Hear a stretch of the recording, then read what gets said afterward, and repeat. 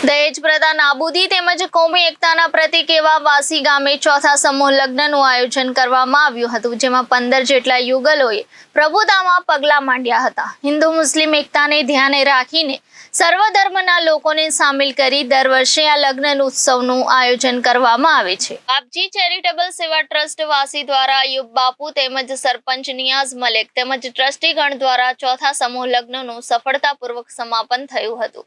તેમાં દરેક યુગલને જીવન જરૂરિયાતના સાધનો સિવાય ઘર વખરી પણ આપવામાં આવી હતી।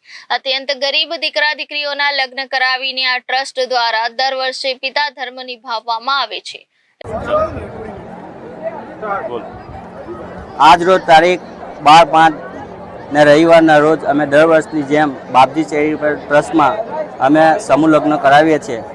અમારા સમૂહ લગ્નની અંદર દરેક જાતના દરેક ધર્મના લોકોના અમે દર વર્ષ અમે લગ્ન કરાવીએ છીએ।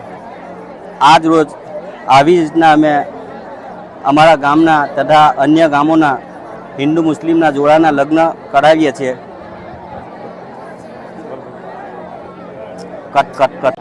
આજ રોજ તારીખ 15ના રવિવારના દિવસે બાપજી ચેરિટેબલ સેવા ટ્રસ્ટ દ્વારા 15 જેટલા યુગલોને પ્રભુતામાં પગલાં અમે મંડાવ્યા છે। આ કોમી એકતાનું લગ્નોત્સવ છે જે દર વર્ષે થાય છે। અત્યાર સુધીમાં અમે ઘણા બધા હિન્દુ મુસ્લિમ જે ગરીબ યુગલો છે એમના ફ્યુચર બનાવ્યા છે, ભવિષ્ય બનાવ્યા છે અને એમના લગ્ન ગ્રંથિથી એમને જોડાવ્યા છે। લગભગ અમે ઘણા વર્ષોથી આ કાર્ય કરતા આવ્યા છે।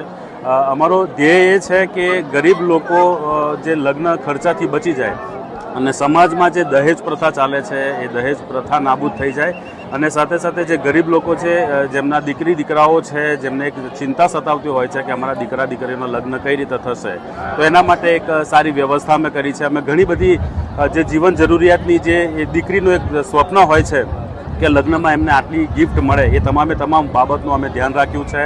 સાથે સાથે સારી રીતે એક સારા સ્ટેજમાં એક સારા માહોલમાં એક લગ્ન જાજરમાન લગ્ન દેખાય એવા પ્રસંગનું અમે અહીંયા આયોજન કરી અને આ ગરીબ દીકરા દીકરીઓનો પણ એક સપનો પૂરો થાય અને એમના જે પેરેન્ટ્સ છે એમનો ઓછામાં ઓછો ખર્ચો થાય એના માટે વાસી ગામ ખાતે હાજી અયુબ બાપુ નિયાઝભાઈ મલેક દ્વારા આ જે સમૂહ લગ્નોત્સવનું જે આયોજન કરવામાં આવ્યું છે। અમારો ધ્યેય છે કે વધુમાં વધુ લોકો આના સાથે જોડાય અને ઓછા ખર્ચે તેઓ તેમનું જે ઘર સંસાર છે તે માંડી શકે। Reporter Viral Gohil, Janadesh news, Bharuch.